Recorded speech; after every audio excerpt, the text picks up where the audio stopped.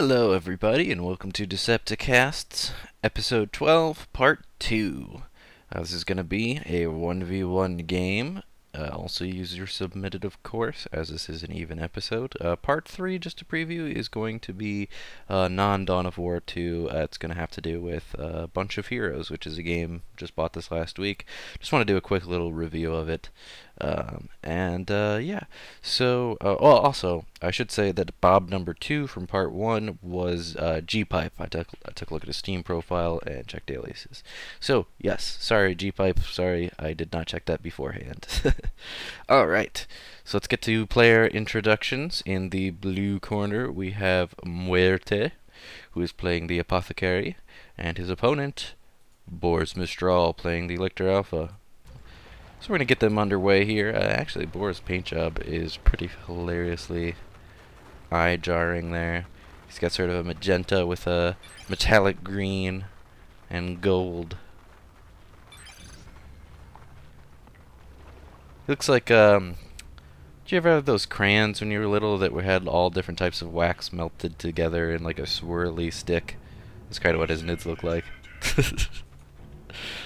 So typical capping going here with Boris going straight for the VP with his Lictor Alpha. Meanwhile, Muerte capping natural requisition and natural power. Muerte has gotten Tactical Marines up, where Boris has gotten double Hormagaunt with Termagant. Single Termagant. Gant.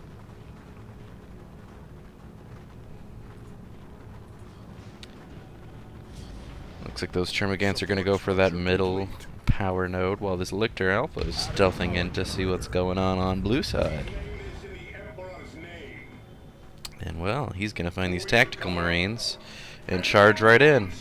Special right off the bat, knocking 2 models over, while the final model runs towards the safety of the Apothecary. There goes some flesh hooks, chucking him back away. But here comes the Apothecary, tossing a heal in. And then he's going to charge right in. This Lictor Alpha is not going to be able to take on both of these. However, it does look like Boris is going for a model loss there. Meanwhile, the scouts do look like they're coming in to support. However, they're going to bump into these Termagants as they do so. And jump into cover quite deftly. Good reaction time there, Muerte. Muerte, by the way, is floating a bit here, likely going for Assault Marines if I had to guess. Oh, if he only knew there were 2 Hormagaunts on the field, he would probably go for a Devastator instead. Although, no, I take that back. Devastator against Lictor Alpha is never a good idea, because Lictor Alpha will just stealth up and eat your suppression team. These Tactical Marines and Apothecary are chasing quite a bit too far, especially when you consider they're getting backcapped all over the place. This is how a lot of Space Marine players cede map control to Tyranid players. They get over-enthusiastic about trying to cause a wipe on something, and ultimately they just lose everything, while these faster Tyranids are out there just capping everything. They've already got this power decapped, they've got the victory point capped in their favor, they've got the requisition point here decapped. It's a lot of stuff going on. And there's the first Assault Marine squad. I assume Muerte will probably go for double, as Apothecary players are wont to do. Although he may wait until Tier 2 to do that. However, I would assume he would build a 3rd generator here if he was planning to do that.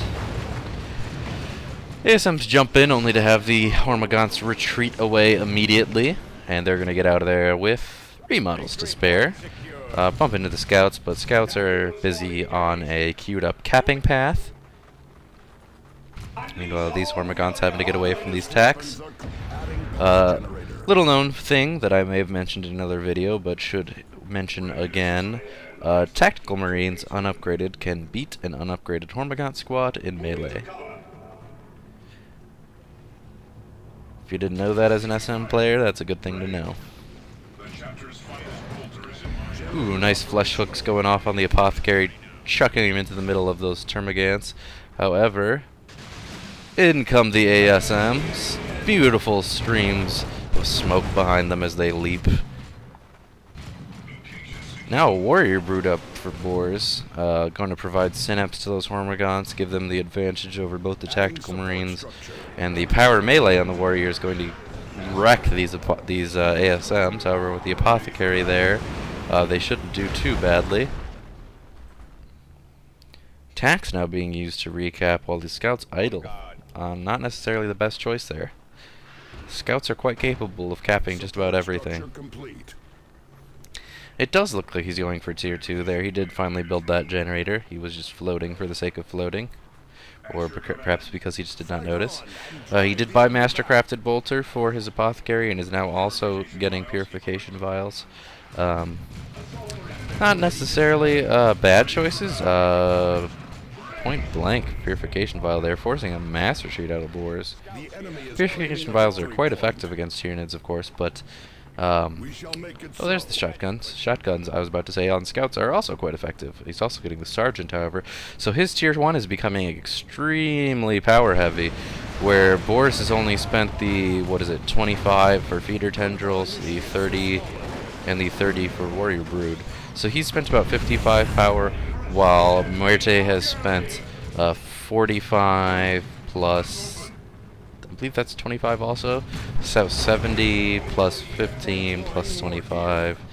So he spent 110 power to Boar's 55 power. So the tech is going to go to Boars, and it's not looking good for Muerte. He also just bought a flamer as well, so now he's up to 135 power, I think.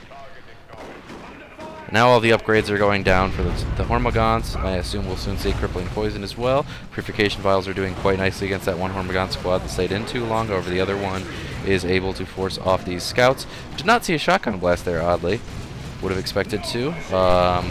Also, Adrenal Glands up for this Warrior Brood, giving the powerful melee synapse to all other Tyranids about. However, the Hormagaunts are not there to provide it too. So they're just kind of synapsing for the sake of synapsing. They're just like, hey, we've got synapse. Now that their melee is heavy, although it is more powerful, it's not getting the extra damage against the power armor of the various Space Marine units. Termagant's getting out of there now. They say Termagants, but it's spelled Termagant. See? That's Hormagaunt. A-U. Termagant. But I call them all Gaunts myself, so who am I to talk? Victory points going back in favor of our red Tyranid player. Meanwhile, he does have almost 2 full gen farms up. And is in tier 2, as I said before. He probably does not realize his advantage, his tech advantage, or he might have gotten himself a Tyrant Guard, which with the melee synapse from the Warrior Brood is actually quite effective. He doesn't actually get the melee synapse plus damage. He does, however, get the basic synapse bonuses, as well as a special movement bonus that a Tyrant Guard gets no matter what synapse it's under, as long as it has a synapse. And it actually kind of requires that movement speed bonus to be effective at all, as it is a purely melee walker. It has to be able to close, and without the extra speed of synapse, it will just sort of sit there and never catch up to anything. A surprising retreat there. With only the APO and Flamer tax, these forces could have easily taken care of that, especially with the second Gaunt squad.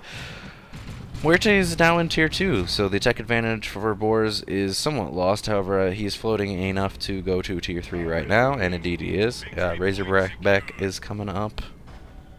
Finally, it looks like these scouts are going to try to do some ninja capping here. However, at this point, probably not a good idea. They should definitely pull back, and they are. Going to try to join up with this assault squad, which has a sergeant now. Merciless Strike, of course, extremely effective against Tyranid forces, as is all area of effect. This Apothecary does